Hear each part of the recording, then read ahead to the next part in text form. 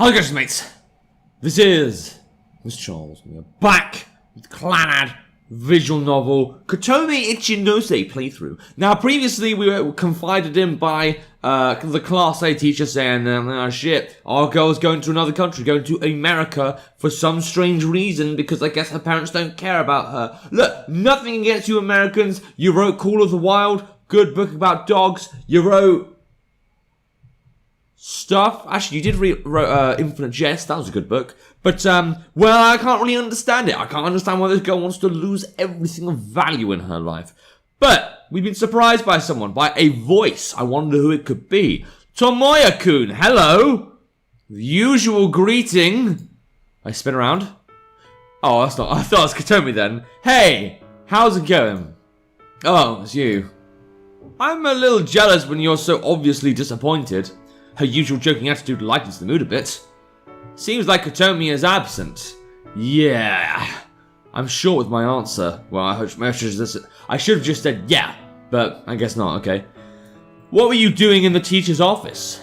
Getting lectured as usual? Aha. She looks at me with a grin. Yeah, she knows what's going on. Oh, shit. I'm sorry I have a mouse wheel, okay? I need to press it sometimes. Okay, just go in. You want something from them too, right? She places her thumb on the handle of the sliding door to the teacher's office and says, her thumb? How does that work? I'm going to open the door like this. I suppose like you could pinch it, but okay, never mind. Yeah. She's about to open the door. She turns to me. Oh yeah, about after school today. There probably won't be anyone at the drama club room. Mate, but we got to do our performance thing, whatever it is. Is something going on? It's a secret. She says that suggestively. No, I don't want my cock sucked today, thank you. Whatever, I have something to do today, so I can't go anyway. That's perfect then. Tell her that training resumes when she shows up next time.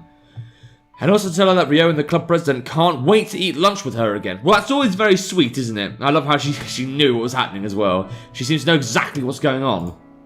Tell her yourself, I'm not your messenger. You're such an idiot. It's pointless unless the knight in shining armor comes to her rescue and acts as like some kind of courier, I guess.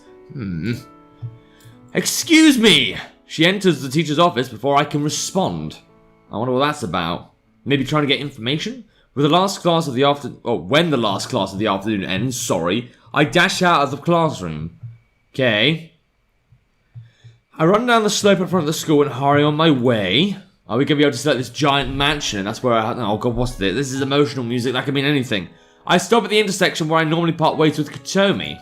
Trying to catch my breath, I take the piece of paper out of my pocket. The note indicates a place I'm not familiar with. I spend all of the afternoon classes looking at this piece of paper instead of listening to teachers. I doubt that Kotomi has to walk too far from where we part ways. I'm confident I can find it. No, I have to find it, else everyone's gonna fucking die! Just how it's what he's feeling, you know, it's just in his heart. I continue on with the paper clutched in my hand. Right. Guided by the signs affixed to utility poles, I wander down several streets. Is this going to be like the house is just going to be this white screen because, I don't know, they've run out of budget for Kotomi's story.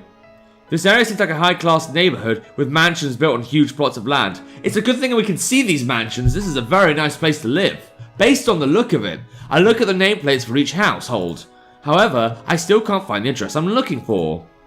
Maybe it's not around here. Each time I turn a corner, I'm disappointed anew. Right. Before I realize it, the sun is setting. Can we not find a fucking house? Do we not have Google Maps? Oh wait, no, I guess this is the early 2000s or something. Do we not have motherfucking Google Earth? I said it last episode, but I miss Google Earth. Get to see that planet, zoom in, feel like you're really in the future. My shadow has grown long and darkens the street before me. The wind has also gotten much colder. The smells of dinner are emanating from the houses around me. That's not normal. What the fuck?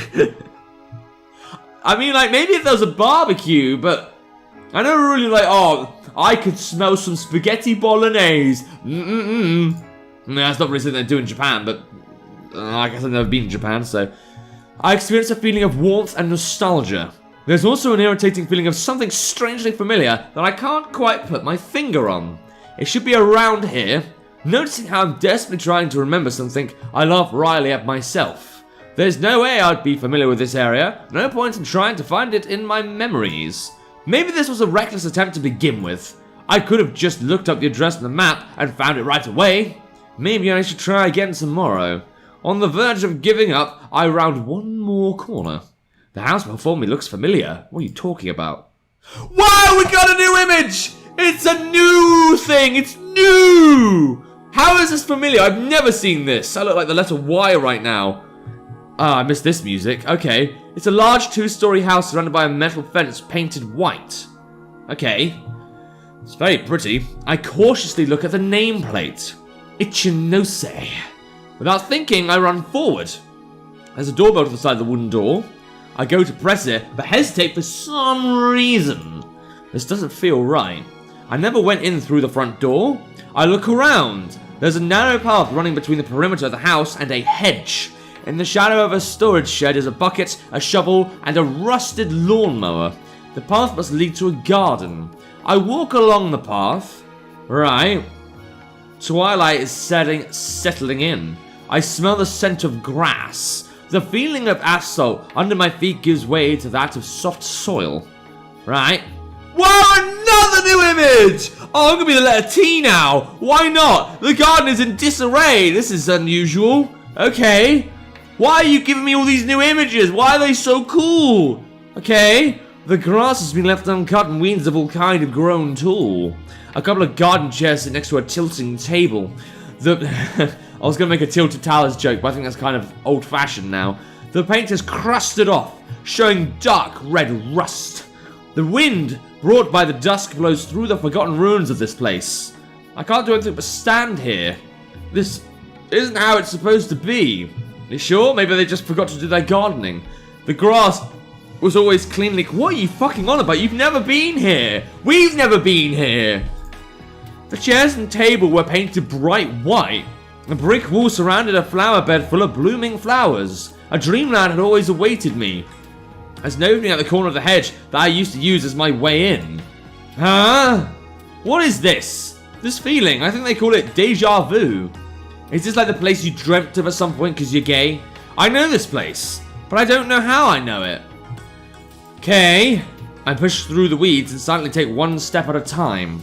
The overgrown grass tangles my feet, trying to block my path. I need to go to the living room facing the garden. A tall glass door with a wooden frame separates the inside from the outside world. The curtain is closed, blocking me from seeing what's inside. As if it's some sort of signal, I notice that the far edge of the glass door is open just a crack, just a smidgen, as they'd say in Britain. That's probably the same as it was in the past. I pull at the sliding door with all of my strength, and it creaks loudly, just like how I shouted loudly there. It moves to the side, little by little. I take off my shoes and enter the living room. Right, are we gonna get another one? It's dark inside. The wooden floor, the flooring even, is engulfed by the stale, dusty air. It has the mysterious smell of faded western sun rays. I focus my eyes and look around. There's a table in the middle of the room surrounded by a sofa, and a side table rests against the wall.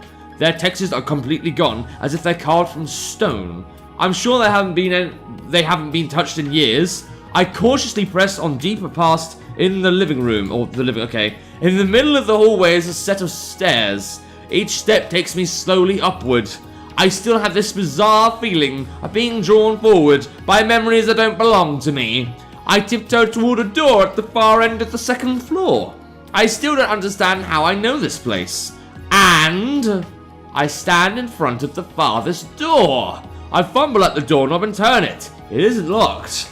This is also the same as it's always been. I slowly open the door. Ah, good, and the room's just fucking white, like everything else is white or black in this game. The aroma of old paper wafts through with orange light. I open the door and look inside. It seems to be a study. Books lie on all four walls. Deeper in the room is a grand wooden desk. And... oh, it's another image! Kotomi is sitting on the floor! Maybe I can do I this time. Look, I learned alphabet poses from my 4-year-old children. Scattered beside her are cutouts of bits and pieces of old newspapers, magazines, and books. The spread of a faded newspaper catches my eye. A fishing boat witnessed the crash in Alaskan water. Oh. I think it might have hit me what's actually happened to her. All 266 crew members and passengers are feared dead. Among the passengers listed are the Ichinose, sending shockwaves through the world of physics.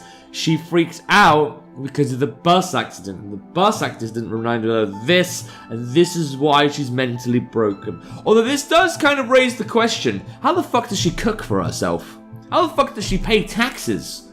Because she doesn't really have... Or was I found like so rich she never had to worry about money ever again? The unannounced super unification theory fades into illusion. Slivers of pages from books are scattered all around, like soldiers who died protecting Kotomi.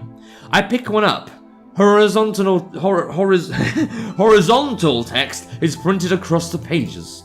Regarding the Calabi-Yau manifold with the ADE-type isolated singularity, the recently reorganized posthumous manuscripts of the late Ichinoses. The fragment slips from my fingers. The late Ichinoses. Yeah, well there you go, fucking dead. Memories intersect. A snow-white apron, the smell of a classy tobacco pipe. Is this gonna be like, oh, they were your parents all along? What's fucking happening to Tomoya right now? A beautiful grassy yard that looks as if it came right out of a dream.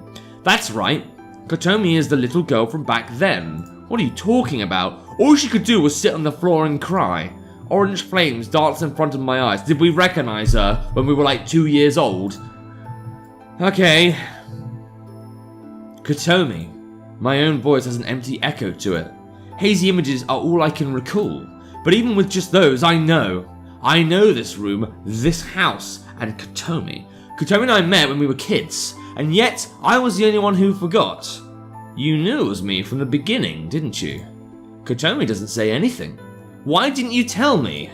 Those words aren't directed at Kotomi. I'm disappointed with myself. Kotomi refuses to look at me and I stay silent. Then she slowly opens her mouth. Tomoya-kun, I was so happy when you came to the library. It was like the boy from back then had come back. It was like she had never forgotten about me. But, as we spent time together, I realized that you actually had forgotten all about me. But even so, you became my friend. You took care of me even though you thought you were meeting me for the first time. Kotomi then adds, and I didn't know anymore. I didn't know if I wanted you to remember me or to keep forgetting. Back then What did you do? What the fuck did you do? What did you do to your mum and your dad? One who explores the truth must not be arrogant. One must not scoff at miracles simply because they cannot be explained through science. One must not avert one's eyes from the beauty of this world. These were my father's words. Translated into many languages and printed in many books, they were very famous words. But I still remember my father's true words. He had a very, very deep and kind voice. Okay, was he a nice man? Oh god, it's so garishingly pink it's gonna kill me. This was when I was still small. Around sunset, when the wind starts to get cold, my mother and father were talking in the garden. I loved the prickly feeling of walking barefoot through the grass. I loved the warm light and the smell of the earth and grass. I loved the white shiny chairs and table and also the grass. Why is my name Kotomi? Why the fuck not, you piece of... Sorry, I'm trying to hide behind humor right now because I was on the verge of tears a second ago. With the pipe in his mouth, my father thought deeply. I loved seeing my father when he was like that. No matter how insignificant the question, my father always answered me. Take a look, Kotomi. My father pointed at the sky. I squinted a little and looked up with him. The sky was vast and so high. There were orange clouds and a gentle wind. The world is formed by many very tiny hearts that are invisible to the naked eye. Lots of harps? Yes, in the language of this country, the word we use is koto. The world is filled with harps, and each and every one plays a different kind of sound. Okay, well, it's a wonder you don't play the harp then, you fucking user. Couldn't even get the instrument right, went for the fucking violin, which... I actually got my violin ready for when the fucking violin theme tune came, and it ain't even fucking come out yet. And they all intertwine in a complex way to form a single melody. Alright, that is why this world is so beautiful. Who is playing the harps? That's a very difficult question. My father went back to thinking deeply. He held up his pipe and puffed out smoke. The branches of the garden's trees waved in the wind, dappling the grass with shadows. The shadows also shimmered on my father's grey hair, my mother's pale fingers, and my legs! Probably God, I think. That was the greatest answer ever. That's my father's answer. Where is God? God is everywhere. We just can't see him. And he's always kindly watching over us. I thought long and hard about what my father said. Lots of hearts that are invisible to the eye. A kind God that is invisible to the eye. That's very, very confusing. It's okay to think that for now. There are many other things you need to learn first, Katome. His large, rugged hands patted me on the head. On the chair next to my father, my mother was smiling. You have a bad habit of explaining things in such grandiose ways. The most important things are always the simplest. Right, dear? My mother winked, which made my father smile bashfully. My mother then picked me up and put me on her lap. Her snow-white apron smelled faintly of soap. That's disgusting. Should burn it. Burn the fucking apron. Katome-chan, Katome-chan. A very beautiful 3 hiragana letters. A very beautiful 3 hiragana... Does that make sense? Should it be a very beautiful name with 3 hiragana letters? Mummy and Daddy's precious, precious treasure. I loved my mother's voice because it always reverberated like a song to me. My mother's cheek was ticklish, soft and warm. I was so happy. Yep, and then all of that fucked off. My mother and father at our home in the garden with freshly cut grass. That was my whole world. Even when I entered elementary school, that didn't change. When I tried reading the books on the teacher's desk, the boys made fun of me. Those books are for grown-ups, so kids aren't allowed to read them, you fucking idiots. And even the teachers who ran to me said, let's read the same books as everyone else. You weird alien fucking... What are you doing here? Why are you green? I cried. I didn't know there were books I shouldn't read. I had already finished reading all the books in the classroom on the first day. Wanting to stay home from school, I said my stomach hurt.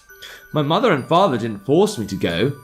I got over my sickness right away, but my heart hurt in its place. It's because I was lying. Well, you shouldn't do that, else someone might kill you. Even though we did... that would be something, just get like some kind of Dragunov sniper, aim and fire, because mum and dad hired that. Even though we didn't go to the same school, I made a friend. I was rehearsing my violin by myself in the living room. My recital was coming up, so I was wearing the dress my mother had sewn for me. The black silky cloth made me feel like a big girl, so it was one of my favourites. After finishing my performance, a boy I'd never seen before was in the yard looking at me. Alright, were you playing Twinkle Twinkle Little Star? That's always a jam. I can do that song and that's about it, and I can't even do it that good. Who are you? They told me that I can't let strangers inside. What kind of inside were they talking about? Ha! Okay, I'm not Pennywise from Stephen King. I was a little scared, but I gathered my courage to say that. What is this place? My home. Who are you? Katome. 3 hiragana letters, Katome. Call me Katome-chan. What's that? A violin. It sounds funny. I love how we're not even playing the violin right now. We're playing is this a xylophone? I don't know what the fuck it is. I can't play it well yet, neither can I. But it sounds very, very nice when the teacher plays it. Same, I have the best violin teacher. My violin teacher will beat up your violin teacher. Mine speaks Chinese, so I'm learning Chinese and violin at the same time. I don't know what the fuck he's saying, but I pray I'll understand some of it. The boy laughed, so I laughed with him. He seemed a little different from the bullies at school. Oh, who are you talking to, Katome-chan? My mother, holding a hamper, came in and saw the boy, and that's when she got the shotgun out. Oh, we have an adorable visitor. The boy started to run away, but my mother called to him gently. What's your name? The boy stayed quiet for a while, but then sulkily said, Tomoya Okazaki. What a surprise. I kind of figured that one out. Oh, your name is Tomoya-kun. I was grabbing tightly onto my mother's apron. I was a little scared by my mother talking to a boy I didn't know. I'm not supposed to let strangers into the house. My mother lightly pushed against my back to get me closer to the boy. Tomoya-kun, her name is Katome-chan. You like? Can I sell you my child? Please be her friend, because she doesn't fucking have any. She bent forward and said this with a smile. See, now he's not a stranger anymore. The boy was staring at my mother, and he nodded. Tomoya-kun and I became friends. Alright, that's always nice. Whenever evening approached, Tomoya-kun would visit me. He would always come into the garden through the gap in the hedge like a stray cat, Always nice to keep a stray cat or two. I've never done that myself because they'd always be scared shitless of me, even when I give them treats. I look forward to Tomoyo-kun visiting every day. I loved reading together and playing house. I love playing hide and seek and tag in the yard. Tomoyo-kun didn't seem to like any of those games though, but he would always try his best to play with me. What a lad. Whenever we were indoors, my mother would always make sweets for us. I wish I could do that. I ate cakes, cookies, and oh my god, cream puffs. Do you want to die? With Tomoyo-kun. I always did halfsies with Tomoyo-kun, always sweet. Whenever it got dark, Tomoyo-kun would go back home to his abusive father. Or I don't know, lazy father, I don't know what he is to be honest. And whenever I said see you tomorrow, he would look troubled. And he would always say, I might not come tomorrow. I loved Tomoyo-kun. There were times when he didn't visit, but he would come most of the time. Always nice. Oh, and then nice. Oh no, we're still going with the music. May 13th was my birthday. Oh, that's actually coming up, isn't it? Okay. My father promised to buy me a large teddy bear. Okay, something you always wanted. I read in a book that girls typically wanted things like that.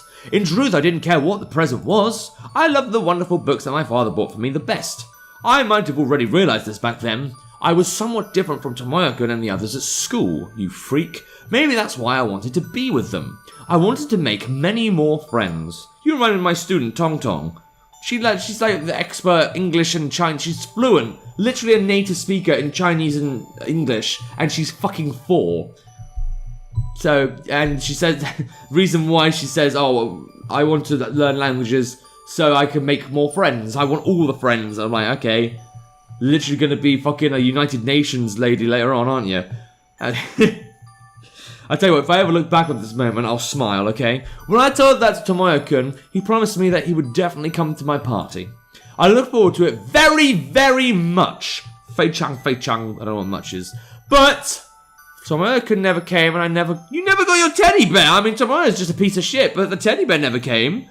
My mother and father had sudden business to attend to and they were going overseas, where they would die.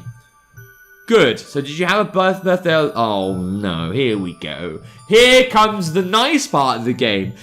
Daddy! You're a liar! Mommy, I hate you!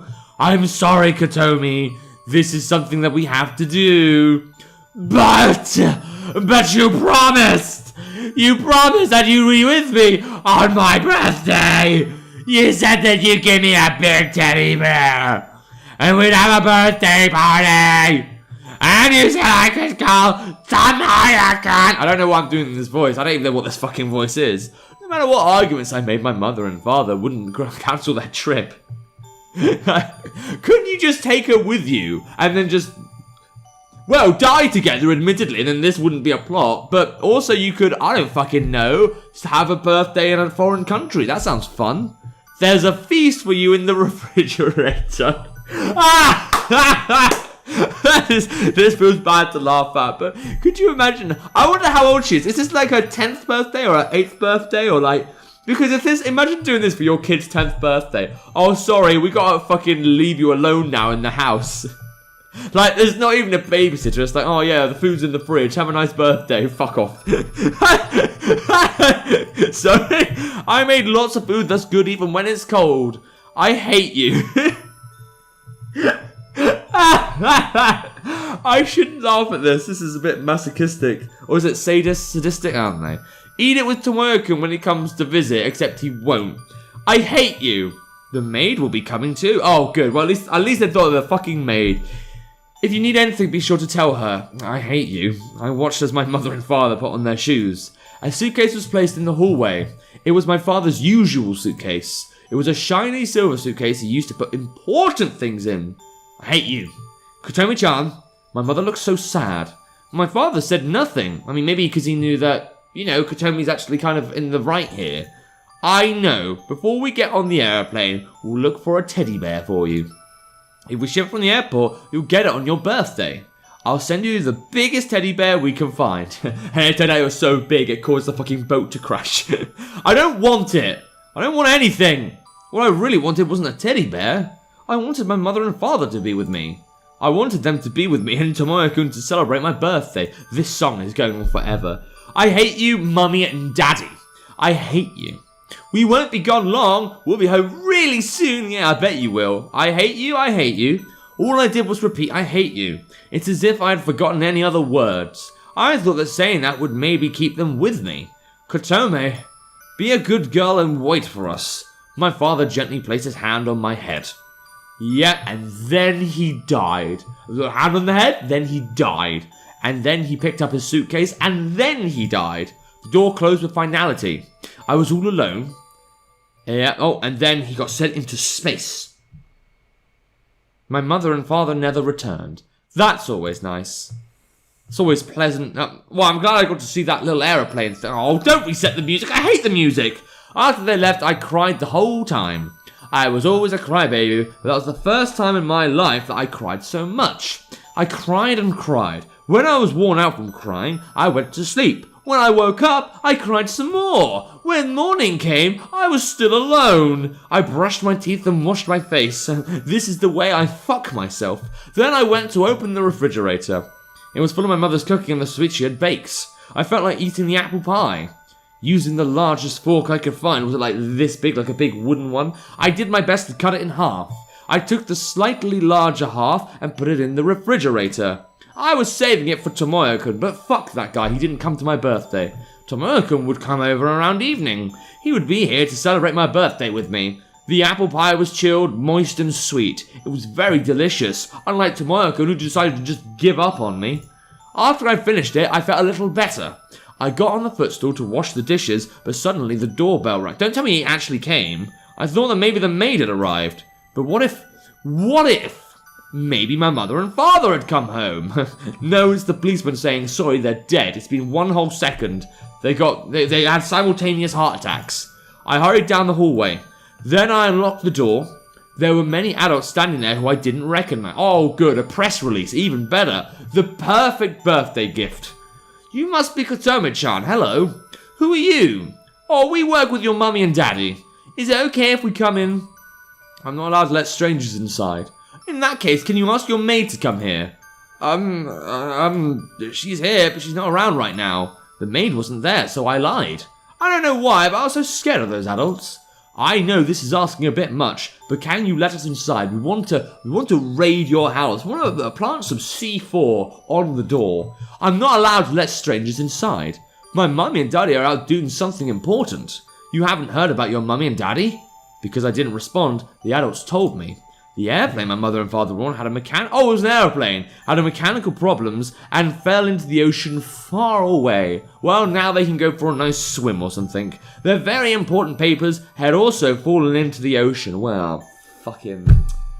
Mate, it's one thing to lose your mum and dad, but those important papers? What the fuck are we gonna do now? Fucking 300 episodes of Clannad. That's like several days worth of hard work in the bin, not the very important papers. Oh, fuck! What are we gonna do? What are we gonna do? We're all fucked. How am I gonna read those important papers now? I tell you. I put it to you. They thought they might be a copy of the papers in my father's study. They said that this was something very important to everyone in the world, so they wanted me to let them inside. The adults repeated that over and over again, but I remained silent. Because I still didn't understand the one thing I wanted to know the most. Yeah, where is my mummy and daddy? They're going for a swim, it's fine, it's normal. They're fish now. I said I hated Oh, and that was the last thing you said to them. Oh, aren't you sweet? Aren't you a lovely little girl? I said I hated mummy and daddy. I really love them, but I said I hated them. I have to apologize. Well, you can apologize when you go to fucking heaven. You bitch. I have to say I'm sorry. Where is my mummy and daddy? Maybe we could do some kind of AI story where your mum and dad is like a robot, and then you could apologize to the fakes. No one could tell me.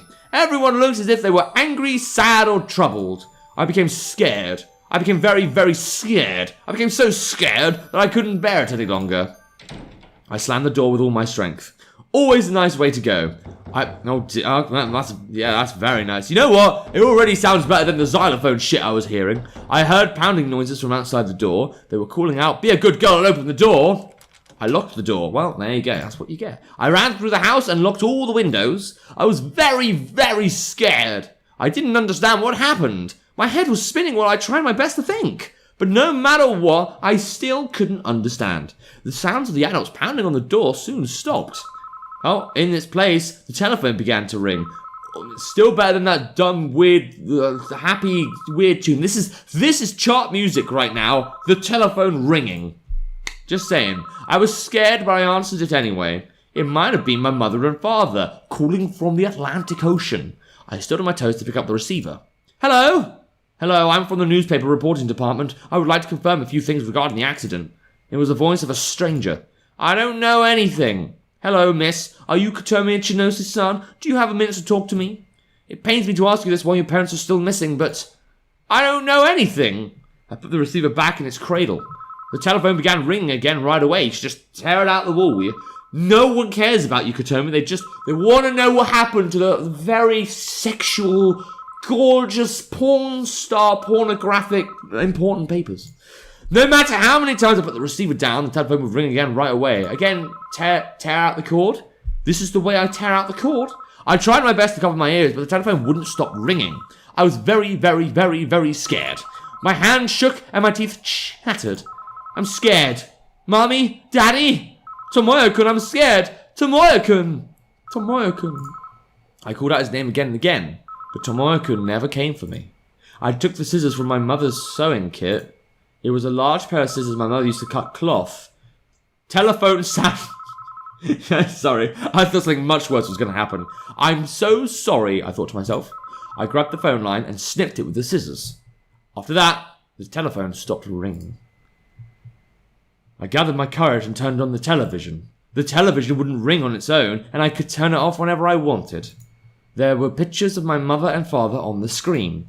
Since the days when they were professor and assistant at the laboratory, the Ichinoses had recognized each other's talents. They soon married and died. They married and then they died. Nothing in between. There were pictures of my mother and father from when they were much younger than I'd ever seen them before. The accident occurred soon after hastily scheduling a special lecture at the Academic Society, in some place that existed. Then there was a long list of names. The television said that the airplane had fallen into the ocean where it was very deep and cold. The chances of survival were very slim if they had been thrown into the water. With regards to the missing persons, considering the circumstances of the crash, it is unlikely that there are any survivors. I turned off the television. A crackling noise came from the television. My father told me before that it was static electricity and there was nothing to be afraid of, but for some reason I was a little scared of it right now. Now that the television was off, it wasn't making any more noise. I felt as if I was being sucked in. Being alone scared me. I was much more afraid of that than I was of the adults or the sound of the telephone. There you go. Alright, when evening arrived, Tomoyo-kun hadn't come. We're still going with this. I don't want to end the episode because I'm really enjoying this right now. I want to get back to the present day. He said he would definitely come, but he hadn't. I continued to wait for him. I could tell through the curtains that it was getting dark in the yard outside, as signified by this black image. Tomoyo-kun still hadn't come. Maybe he was hiding somewhere in the yard. Tomoyo-kun was very good at hide and seek. I quietly unlocked the side door and walked barefoot onto the grass. Or out onto the grass. I gathered my courage and said, Tomoyo-kun. No answer. Tomoyo-kun, Tomoyo-kun, Tomoyo-kun. I called for him again and again. Tomoyo-kun. I listened intently. Still no answer. I looked around the yard. The yard looked very beautiful in the evening light. This is the yard where my mother, my father, and I talked. This is the yard where Tomoyo-kun came to visit me. But now I was all alone. That's what happens. Oh, and now we move to the sky. I looked up at the sky. The sky was a scary, dusky color. It looked as if it were burning. I felt like I was going to cry, but I didn't. It's because I remembered my father's words. It was a very, very wonderful idea. God. I spoke quietly. God, please come. Mummy and Daddy's airplane fell into the ocean. The airplane sank to the bottom of the ocean. I think it's because I was a bad girl. I think it's because I said I hate you to Mummy and Daddy. I think it's because I actually love them, but I lied. God, the ocean is very cold and you can't breathe in it. Yeah, you can't because you're not a fish. Unless you are. It's very, very painful and cold and lonely.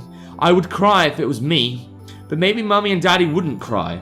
But But if it must be very, very painful and cold and lonely, God, Daddy told me. God is invisible to the eye, but is always watching over us. I think God is watching me even now. I think God is listening to me right now. So please, God, please let Mummy and Daddy come home. I'll be a really good girl. I'll never cause any trouble for anyone. I'll eat anything they tell me to eat. I'll go to school every day. I'll study a lot. I'll read lots of books and grow up to be a great person. So please return Mummy and Daddy to me. Please let Mummy and Daddy come home. Please give them back. Please give Mummy and Daddy back. Please give them back. Give them back to me. I listened intently. I tried to hear the sounds of the harps. I tried to hear the kindly voice of God, but I heard nothing. There was no one there. There was no kind God. My mother and father weren't there. I was all alone. All alone. And that's the way it goes.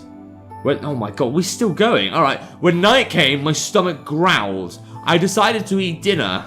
I opened the refrigerator and lined the plates of food onto the table. Tomoyo-kun might not come today, but he will surely come tomorrow. I carefully halved the spaghetti salad, roast pork, and stewed sweet potatoes. I was saving it for Tomoyo-kun. Let us eat. Let's eat. After putting my palms together, I had a realization. What would I do when all of the meals were gone? Mummy would come back and make more for me. I finally understood. My mother and father weren't coming back. This is the last I would ever eat of my mother's cooking. Tears fell from my cheeks. They streamed down my face and wouldn't stop. So I ate while I cried. Eating while crying made everything taste salty and not good. I can't imagine how long this shit was in the fridge for. That made more tears fall from my cheeks. Okay. Even when it got late at night, I was still alone. I was huddled in the hallway, gripping the scissors. I was trying my best to think. If I kept my mind occupied by thinking of things, my fear felt farther away. Those adults were the bad guys. They tried to take away something important that belonged to my mother and father. Right now, I'm the only one at home. I'm not allowed to let strangers inside. That's why I have to protect my home. Until my mother and father return. Until Tomoyo-kun comes to see me. Alright, fair enough. My stomach growled again.